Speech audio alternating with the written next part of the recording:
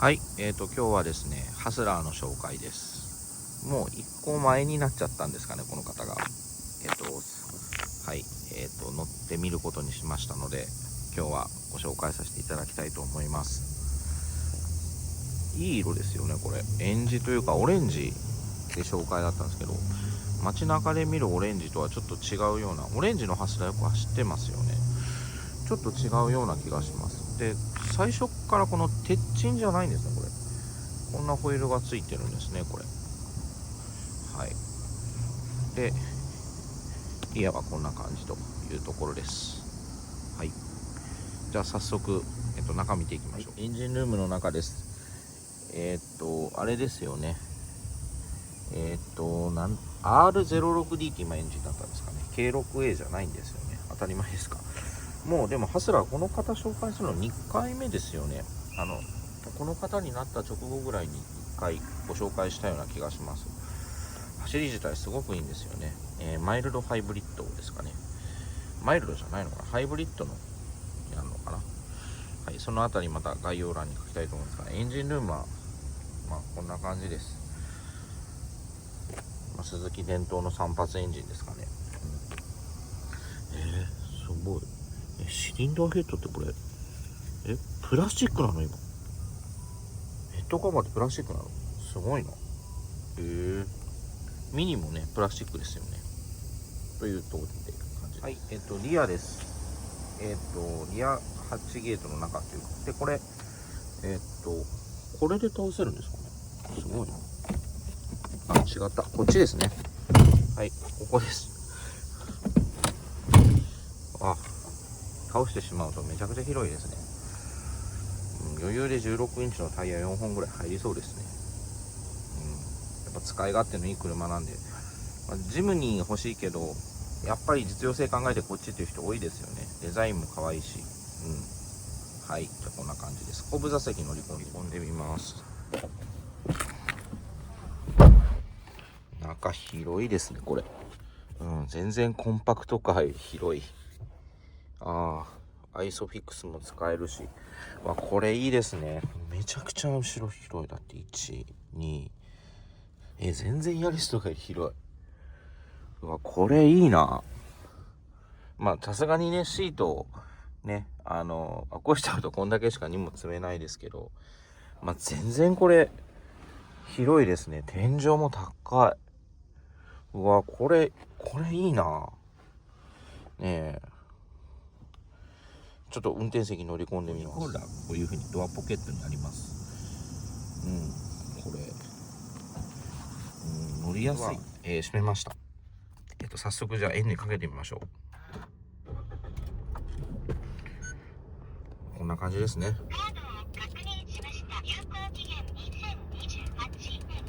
持ち帰りが現在実施中です。早速なんですけれども、メーターを、メーターが点灯するとこんな感じです。で、ここのインフォメーションはですね、どこだったかな、ここですね。このインフォっていうとこがあるんで、ここで帰れます。これはタコですね。タコと、これが、で、平均燃費。これも平均燃費の表示の仕方が。これは多分、走行時間。アイドリングストップ。この辺で。あと、これが、あれですね。文字の、針で時間を示すやつですね。で、これ、モーション、モニターですかね。で、アクセルの回路とかっていう風な感じで、結構オフロードしてるんですね。で、こういう風に、内装もすごく可愛いんですよね。これメーターとほら、同じになってるんですよ。で、シールドもちょっとついてますね。こういう風に上げれます。ステアリングしたり。で、シフトゲート、操作系は全部まとめられてます。シートヒーターもこのグレードはつきますね。で、サングラス入れとかはないんですけど、バニティもないんだ。そうですね。助手席はバニティないですね。で、運転席はバニティは一応あるんですけれども、こんな感じで、ライトはつきません。でも、ね、十分ですね。スクエアが希少なんですね。デザインのモチーフなんですね。エアコンのルーバーがすごい数ありますね。はい。まあこれオートエアなんですけど、まあ、ドリンクホルダーがね左右にここにあります。これも多分こういう風に出したらあるわけですよね。もう全然実用性はやっぱ素晴らしいですね、この車。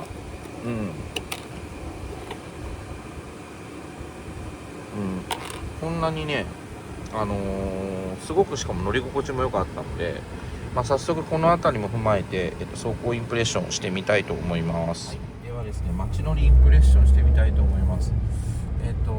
ハスラー自体そうなんですけれども、もう今回初めてではないんでですね、すごい乗りやすいです、この車。あと乗り心地いいです、この車。ラパンの時も思ったんですけどね、この車むちゃくちゃ乗り心地が良くて、あんまり路面の落とすとこういうところなんですよ。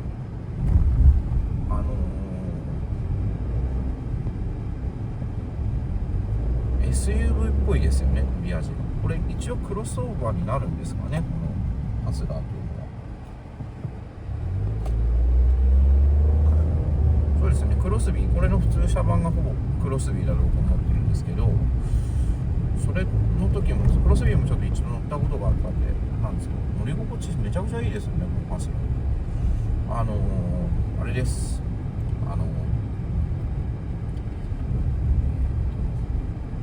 ラパン乗った時も乗り心地いいなと思ったんですよ。ワゴン1の時は思わないんですけど、乗り心地がいいのはね、このラパンとこのハスラーの特徴ですね。